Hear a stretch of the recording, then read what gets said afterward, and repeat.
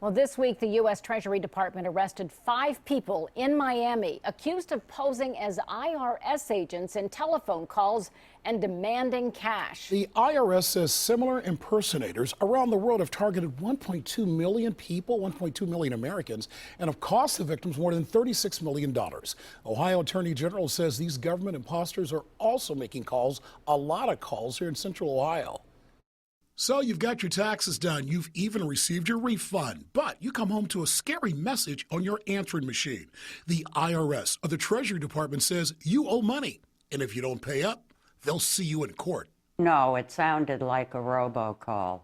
It was exactly the same message every time until the very last one, which changed and said, "This is your final warning."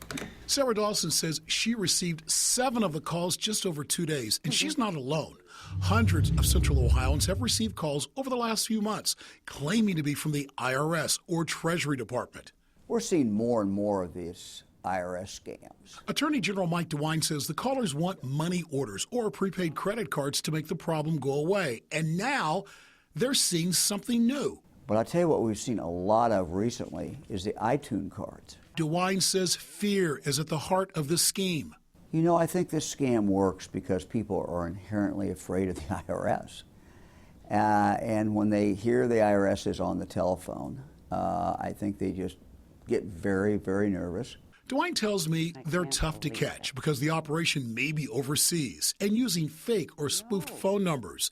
I called one of the numbers that claims to be from the government, and it was disconnected.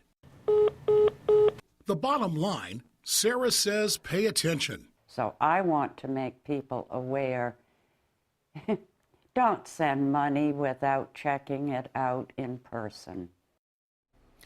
It's important to note the real IRS and the real Treasury Department, they would never call you without first sending you a bill in the mail, probably certified. And of course, also it allows you to answer the question in terms of appeals on, whatever you owe, and they would never ever demand money. And here's another tip. The IRS doesn't care about iTunes cards. yeah, that's a dead giveaway right there. They don't. But the IRS would want you to pay them in iTunes cards. Right. Doesn't happen. And Kohl's coupons. Yeah. Doesn't work. Yeah.